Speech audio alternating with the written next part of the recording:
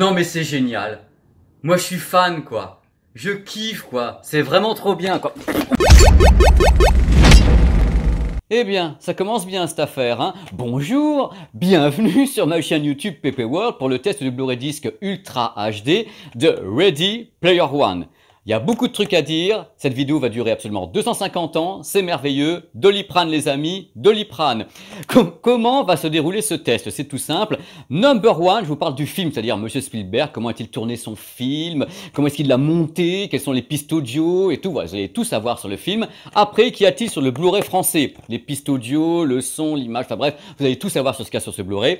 Et en 3, c'est là que ça va commencer à secouer sévère dans les palmiers, on va parler de la qualité d'image et de la qualité du son. Il y a vraiment du boulot. Allez, on y va, on part dans l'Oasis ensemble. C'est parti. Except the Oasis.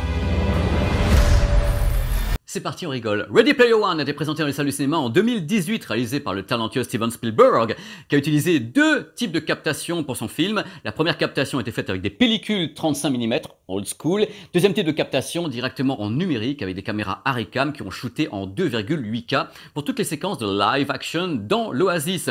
Derrière, Dolby Vision avec les ingénieurs de Dolby, et le film a été présenté en cinémascope. 2,39, c'est-à-dire que vous aurez des barres noires sur vos téléviseurs, et c'est normal. Pour l'audio, c'est tout simple, Dolby Atmos, toujours Dolby dans l'affaire, et Auro 3D, qui est un format audio dont on parlera bientôt sur cette chaîne. Il y aura une vidéo qui va venir, qui vous explique ce qu'est l'Auro 3D. Voilà, on va passer maintenant à ce qu'il y a sur le Blu-ray Disc. Qu'y a-t-il sur le Blu-ray? Mais c'est carrément Noël sur le Blu-ray. D'abord l'image, cinémascope, avec des barres noires. Vous allez adorer les barres noires. Je sais que vous aimez ça. On va en reparler d'ailleurs sur cette chaîne. Je lis beaucoup de trucs sur les barres noires et il y a une explication logique aux barres noires. L'image est en HDR10 ou Dolby Vision ou rien si vous n'avez pas le matos. Ne vous inquiétez pas. Si ça se trouve, le produit, enfin le film est très très bon sans ça. Ou je sais pas. Moi, j'y connais rien. Le son, c'est biblique. C'est Broadway sur le son. VO et VF en Dolby Atmos. Carrément, qui a été placé à l'intérieur du Dolby 3 HD, ou bien VO et VF en DTS HD Master Audio, carrément. Sachez que dans le boîtier également, vous avez la version Full HD du film qui est en 3D. Je rappelle que l'Ultra HD n'a pas dans son cahier des charges la compatibilité avec la 3D.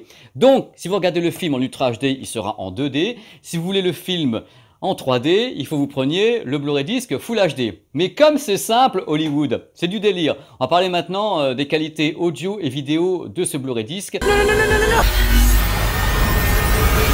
Voilà, ça devait arriver, c'est sur moi que ça tombe en même temps, mais c'est normal, c'est ma chaîne. C'est la première fois que je teste un Blu-ray Disc Ultra HD qui n'a pas été réalisé à partir d'un film qui a été conçu en 4K. Il a été conçu à partir d'un master intermédiaire 2K. C'est quoi un master intermédiaire 2K? C'est un master de travail. Vous savez, quand on fait un film actuellement, on fait un film la plupart du temps les éléments qui viennent de partout, surtout les films à effets spéciaux. On a, dans le cas de Steven Spielberg, on a une pellicule, on a un tournage numérique en 2,8K et on a des tas d'effets spéciaux. On rassemble tous ces éléments sur un master unique, un master de travail qui est un master intermédiaire 2K. Et là, vous vous dites pourquoi est-ce qu'on ne le fait pas en 4K? Eh bien, ça va vous surprendre. Il y a plusieurs choses qui vont vous surprendre. D'abord, il faut savoir que 99% des effets spéciaux à Hollywood et dans le monde sont réalisés en 2K et pas en 4. On considère qu'en 2K, c'est largement suffisant et qu'en 4, ça demanderait 2 fois plus de travail, voire 4 fois plus de travail et c'est beaucoup plus coûteux de le faire. Il y a bien sûr des films qui sortent avec des masters numériques 4K, effets spéciaux numériques 4K. C'est des films qui coûtent une blinde et sur lesquels on a peut-être eu du recul pour les faire ou tout simplement des choix de réalisateurs ou des choix de studio de le faire. Mais pour le moment, la norme à Hollywood est encore un travail en 2K dès qu'on intègre des effets spéciaux numériques à profusion sur un film. Je vais quand même vous dire un petit truc, hein, super important, quand vous allez au cinéma voir des films numériques, et la plupart du temps, sur un écran de 25 mètres, c'est du 2K. Et vous vous dites pas, c'est de la VHS. C'est déjà un super niveau. Pourquoi? Parce que c'est du 2K professionnel. C'est-à-dire qu'on est vraiment avec des normes très élevées en qualité. Le 2K, c'est une définition. Mais dans la définition, il y a la colorimétrie, il y a le contraste, il y a le débit numérique. On est sur quelque chose de très élevé en 2K. Bien sûr, le 4K va apporter de la définition en plus, mais ne changera pas la colorimétrie. Ne changera pas le ratio de contraste, ne changera pas la profondeur d'image. C'est pas vrai, ça va pas la changer réellement. Donc on considère actuellement à Hollywood, du moins avec les gens avec qui j'ai parlé à Hollywood, à Los Angeles et autres, parce que j'y vais quand même très souvent pour leur dire « Hey les gars, ça bouge !» Ils me disent bah, « Écoute Pépé, on travaille en 2K parce que bon, c'est bon comme ça, les studios se plaignent pas, les spectateurs c'est bon, la norme est en 2K. Quand on passe en 4, toutes les salles de cinéma ne peuvent pas le diffuser en 4 et le basculent en 2. Donc pour le moment, on est encore dans une période de transition à Hollywood qui fait qu'en effet, le 2K reste la norme du mastering dès qu'on a des films à effets spéciaux. en abondance. Quand ce n'est pas des films à effets spéciaux, dont, genre des séries télé tournées comme ça en 4K et masterisées en 4K, c'est facile à faire. Dès qu'on rajoute des effets spéciaux de tous les côtés, divers types de tournages sur des caméras différentes, pellicules, machin, un truc, là c'est le bordel. Et dans ce cas-là, on bascule tout en 2K pour rassembler le tout sans se prendre la tête. Donc voilà, c'est une question d'homogénéité, c'est une question de choix de réalisateur, de choix de studio. C'est très très variable d'un studio à l'autre, d'un pays à l'autre, mais globalement, la plupart des masters que je connais, moi Hollywood, des masters de films restants, sont en 2K. Attention, quand on a des vieux films qui sortent en Blu-ray disc, c'est de la pellicule, hein. Donc on scanne la pellicule en 4K, il n'y a pas de problème de tournage, c'est totalement différent. Donc en effet, après vous vous dites, mais Pépé, on a du 2K sur un master, comment est-ce qu'ils nous pondent un Blu-ray disc Ultra HD? On effectue une conformation, c'est-à-dire c'est un upscale. Vous allez employer le mot upscale parce que ça va vous parler, c'est une nouvelle conformation de master. C'est-à-dire qu'en fin de compte, on va travailler l'image, non pas avec un upscale automatique, c'est-à-dire que c'est pas un truc qui se fait en 10 minutes, on va retravailler l'image plan par plan, séquence par séquence, pour l'amener à une définition supérieure en utilisant bien toute la densité d'image du 2K. Et le résultat est souvent surprenant parce qu'on part d'une base où le 2K en professionnel est une image gigantesque techniquement, déjà. Donc l'amener après en 4K, on modifie en effet un petit peu la définition, on pousse un petit peu les choses, mais globalement la colorimétrie est la même, le ratio de contraste est le même, et on rajoute en plus sur le Blu-ray disc Ultra HD, le HDR10 et le Dolby Vision, et ça fait toute la différence, ça fait qu'en pendant qu'on fait ce travail de mise à l'échelle, enfin de conformation de master de 2K vers 4K, on fait intervenir tout un ensemble de professionnels qui va retravailler l'image pour faire un master nouveau pour le Blu-ray disc, avec en effet l'ajout derrière du HDR10, du Dolby Vision. On va réétalonner tout ça pour avoir un master qui n'est pas supérieur à celui du cinéma, mais qui est différent de celui du cinéma, qui est adapté à la version vidéo. Donc en effet, ça peut vous paraître absolument hallucinant qu'on fasse ça. Actuellement, on n'a pas le choix. C'est-à-dire qu'en effet, on ne va pas retourner un film en 4K pour le balancer sur un Blu-ray disc. Vous savez, c'est très très complexe le monde du cinéma. On peut par exemple tourner un film en 4K, faire un master en 4K et rajouter les effets spéciaux en 2K upscalés, c'est-à-dire upscaler que les effets spéciaux pour les rajouter. C'est très très variable. Les combinaisons sont possibles, ça dépend des studios, des réalisateurs, du choix des ingénieurs. Parce qu'en plus, ils ne sont pas tous d'accord, hollywoodiens, qui disent ouais, faut tourner en 4K, faut faire les spéciaux en 4K. D'autres qui disent non, 2K est suffisant, puisque regardez dans les salles du cinéma, ça se passe très très bien. Bref.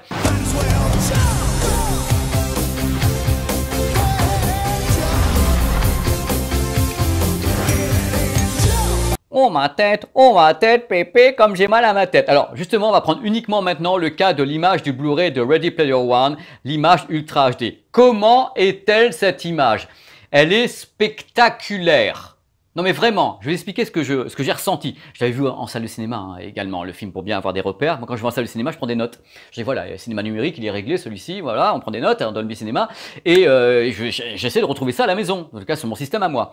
Donc là, j'ai retrouvé des choses qui étaient vraiment parfaites, dans le sens où, à mon avis, le Blu-ray est très très fidèle à la source. Je vous explique pourquoi.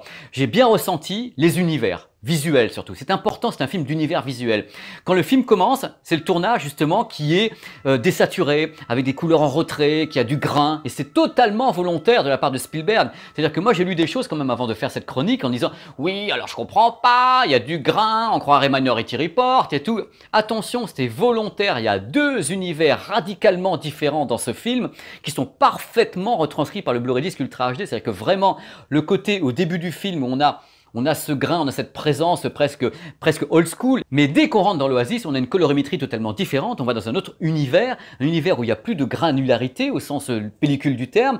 Et on passe sur quelque chose d'absolument hallucinant. C'est-à-dire que j'ai rarement vu sur un Blu-ray disc autant de couleurs mélangées qui ne se marchent pas sur les pieds. Parce qu'en général, toutes les couleurs, il y a du rose, il y a du fluo, il y a de l'orange, il y a du vert, il y a du bleu. En général, c'est le bazar. Ça. Quel que soit le support, quel que soit le type de diffusion, c'est toujours le bazar. Et là, je dois dire que sur le Blu-ray disc, c'est absolument passionnant. On se retrouve avec un festival. C'est une magie, c'est une illusion. Ce Blu-ray disc, c'est une illusion ce film. On est là, on est carrément impressionné par un numéro de magie, de prestidigitation. On a les couleurs qui apparaissent comme ça de tous les côtés et c'est juste absolument délicieux. Alors je viens tout de suite sur le truc du HDR10, Dolby Vision, si vous l'avez ou vous l'avez pas. Moi j'ai un avis là-dessus. Même si vous n'avez pas le HDR10 ou le Dolby Vision, je pense que le Blu-ray disc se suffit à lui-même. Déjà, il est très très bien calibré, c'est-à-dire que le Blu-ray disc est très très très bon. Mais l'apport de Dolby Vision est très important sur les scènes avec une forte colorimétrie, c'est-à-dire que ça va appuyer complètement la colorimétrie. Vous allez avoir des couleurs beaucoup plus vives. Tout ce qui est fluide fluo sur le Blu-ray disque normal va se retrouver largement super fluo sur le Blu-ray disque Ultra HD avec le HDR10 ou le Dolby Vision qui apporte la touche finale. Parce que le Dolby Vision va appuyer notamment les contre-jours, va appuyer le rendu des couleurs, la luminosité, c'est très très lumineux avec le Dolby Vision et en même temps il va y avoir des contre-jours incroyables où ça va pas être bouché derrière dans les noirs. Donc c'est vraiment très très très impressionnant. Mais il y a un truc sur lequel j'aimerais quand même revenir parce que c'est important que vous le sachiez. Quelle est la différence réelle entre le Blu-ray disque Ultra HD et le Blu-ray disque Full HD du même film? Il est vrai, je suis super franc avec vous comme toujours, la différence dans la définition d'image entre le Blu-ray disque Full HD et le Blu-ray disque Ultra HD n'est pas probante. Vous n'avez pas un fossé entre les deux. Vous ne dites pas « Oh là là, le Blu-ray disque Ultra HD, je vois mieux les contours, les visages et autres. » Non, ce n'est pas vrai. Vous avez quelque chose de très très très similaire au niveau de la définition. Par contre, la colorimétrie, le ratio de contraste, le rendu du noir, le Blu-ray disque Ultra HD, alors là vous avez largement le cran au-dessus. C'est vraiment assez étonnant la différence entre les deux. C'est comme ça, le film est foutu comme ça. Je pense qu'en effet, même si ça avait été tourné en 4K, ça n'aurait peut-être pas changé grand-chose. Parce qu'il y a tous les effets spéciaux numériques, il y a l'Oasis et autres qui n'est pas en 4K n'importe comment, il est en 2K. Moi, personnellement, je pense qu'on ne peut pas aller plus loin que ce que propose au niveau de l'image ce Blu-ray disque Ultra HD et même le Blu-ray disque Full HD. Le spectacle est étonnant, il est tel que moi je l'avais vécu dans la salle de cinéma, avec bien sûr le plus du Blu-ray disque Ultra HD pour les personnes qui ont le Dolby Vision. Il y a vraiment, en plus au niveau du travail sur le Blu-ray disque Ultra HD, donc le HEVC qui est la norme de compression, monte quand même à 110 mégabits par seconde dans les scènes d'action. C'est absolument étonnant, je dirais c'est presque la limite de ce qu'on peut mettre sur un Blu-ray disque quoi. Eh les gars, mais arrêtez d'appuyer sur les boutons, le projecteur va exploser. Pour résumer, si vous aimez justement les images qui sont très très fluo, très vives, très claires, très colorées, c'est vraiment une véritable merveille. Et je serais presque tenté de vous dire que même si vous n'avez pas le Blu-ray disque Ultra HD, le Blu-ray disque dit normal 3D ou le Blu-ray disque 2D Full HD est presque suffisant parce que le film se suffit à lui-même. Donc c'est pas un film à problème, ce ne sont pas des Blu-ray disques à problème, mais il est vrai que le passage à l'Ultra HD peut être pas très impressionnant pour les gens qui pourraient croire qu'ils vont redécouvrir le film. Non, vous n'allez pas le redécouvrir. Vous allez appuyer le rendu de la colorimétrie et du contraste et le rendu du noir. Ça c'est une vérité, mais c'est subtil. C'est très très subtil. Voilà, j'essaie de vous dire avec mes mots ce que j'ai ressenti. Je sais que c'est pas facile quelquefois de mettre des mots sur des images. Voilà, c'est ce que je pense. Concernant le son, c'est juste biblique, c'est gigantesque. Le son, que ce soit en DTS HD Master Audio si vous n'avez pas de Dolby Atmos ou bien le Dolby Atmos, c'est juste absolument délirant. C'est un festival, c'est un flipper géant ce film. Ça bouge de tous les côtés, il y a des sons de partout, ça virevolte. Il n'y a presque pas de moment de calme. Tout est vraiment super actif. On sent qu'il y a un travail gigantesque par les ingénieurs du son au niveau de la spatialisation de tous les objets sonores. C'est juste du délire. Vous prenez un pied absolument incroyable. Il y a des crêtes de dynamique de tous les côtés. Il y a un gros grave. Il y a des scènes en moto qui sont absolument dingues. Vous savez, la moto d'Akira. Moi, j'ai pris mon pied en permanence. C'est-à-dire que ça accompagne tellement bien le film. Pour moi, il n'y avait pas le choix. C'est-à-dire qu'il fallait vraiment que la piste son cadre parfaitement avec l'univers de la réalité virtuelle, du gaming. Il fallait que ça cogne avec ça et que ça cadre avec ça et ça tabasse en permanence. Vous vous ennuyez pas une seule seconde. C'est créatif. Vous savez, tous les clins d'œil qu'il y a avec des tas de films qui sont connus. Je crois qu'il y a un nombre de clins d'œil absolument incroyable. Ça va de King Kong à tout ce que vous voulez. Et tous ces clins d'œil sont accompagnés d'effets sonores, de gimmicks comme ça absolument dingues. C'est méga, méga créatif. J'aime les pistes son qui sont créatives. Vous savez, une piste son qui se contente de faire boum boum tchagada boum boum, ça m'ennuie un petit peu, ça m'emmerde, tandis que là tu t'émerveilles au niveau de l'image parce que tu dis bon là je suis un gamin devant ce film et en même temps tu t'émerveilles au niveau du son parce que tu entends les effets spéciaux qui vont de tous les côtés, ta pièce est habitée comme ça par un tourbillon de décibels et moi je trouvais ça génial. La VF est un petit peu moins bonne que la VO, je préfère toujours écouter la voix des acteurs, c'est comme ça, je suis comme ça, j'y peux rien. Donc je trouve que les voix françaises sont toujours mis un petit peu en avant, ce qui est normal pour l'intelligibilité de notre langue, mais moi je préfère toujours l'intégration des voix américaines, enfin des voix originales dans un film. Et c'est tellement merveilleux d'avoir comme ça le Dolby Atmos en VF et en VO ou le DTS HD en VF et en VO que moi je suis totalement positif sur ce Blu-ray disque qui est vraiment proche de la perfection complète au niveau technique. Bien sûr, si on met à part le fait que le film n'a jamais été fait en 4K, mais là le Blu-ray disque n'y est pour rien. C'est Hollywood qui l'a fait comme ça. Je veux dire, le Blu-ray disque se contente de faire ce qu'il peut par rapport à ce qu'on lui envoie. Et en effet, ce travail de passer comme ça l'image de 2K vers l'Ultra HD est un travail qui demande beaucoup de temps, qui est un travail très très professionnel. Il faut travailler l'image, rajouter le Dolby Vision et autres. Mais là, c'est très très bien fait. Pendant que je regardais ce film plusieurs fois, je me suis posé la question de savoir comment aurait été ce Blu-ray disque Ultra HD si le film a été réellement entièrement masterisé en 4K avec effets spéciaux en 4K. Je me suis dit la seule différence que j'aurais pu voir, c'est l'augmentation de la définition sur les scènes captées avec la pellicule. Je me suis dit en pellicule, toutes les scènes avec la pellicule auraient été peut-être plus définies, mais le reste, sincèrement, je pense qu'on aurait eu presque le même résultat à très très peu de choses près. Donc en effet, au final, je suis positif sur ce film. C'est pas une catastrophe d'avoir eu un master intermédiaire en 2K si ça a bien été travaillé après. Si ça avait été fait par des sagouins, ça avait été bâclé, pas de Dolby Vision, pas de Dolby Atmos, ni rien du tout, je me serais dit, bon ok, là ça craint vraiment. Mais par contre, là ça craint pas, les mecs ont bossé, ils ont bien retravaillé la conformation du nouveau master en Ultra HD, ils ont bien bossé le Dolby Vision, l'image de base, même quand elle n'est pas Ultra HD, sur le Blu-ray disque Full HD, elle est vachement bien, la 3D est super. Donc je me dis, c'est positif. On va pas retourner le film pour refaire le Blu-ray disque, le film restera n'importe comment un film qui a été réalisé en 2K professionnel, donc avec les normes professionnelles, et ça je peux rien à ça. En effet, on pourra débattre longtemps là-dessus, et c'est justement passionnant, et c'est ce que je veux sur cette chaîne, c'est pouvoir débattre de ça. Donc si vous avez vu ce Blu-ray disque, n'hésitez pas à en parler dans les commentaires. Si vous ne l'avez pas vu et vous regardez cette vidéo comme ça, dites-moi ce que vous en pensez, qu'est-ce que vous pensez de cette histoire, en effet, de ce qui se passe à Hollywood, du 2K, du 4K, des salles de cinéma qui sont pas encore en 4K partout dans le monde. Il y a vraiment une chose qui se passe actuellement, c'est que on a quand même mis la charrue avant les bœufs avec les téléviseurs Ultra HD qui ont été faits pour la télévision. C'est pour les chaînes télé Ultra HD que les téléviseurs sont là. Ils n'ont pas été lancés pour le cinéma.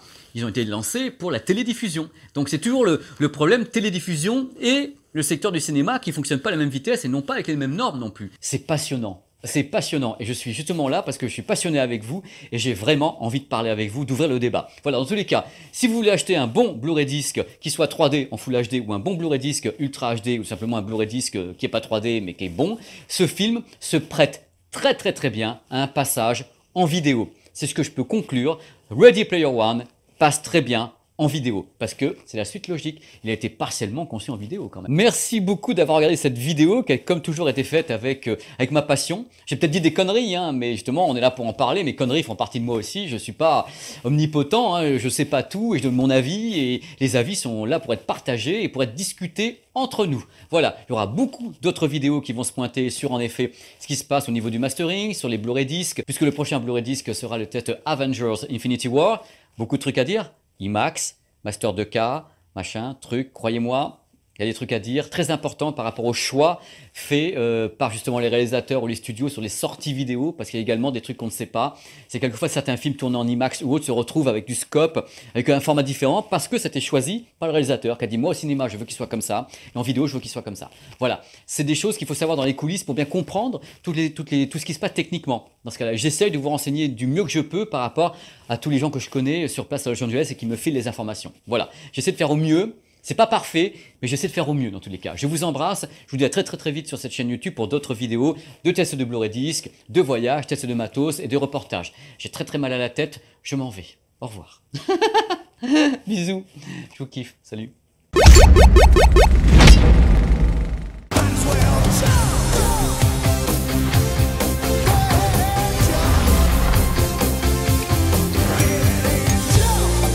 Like many of you, I only came here to escape.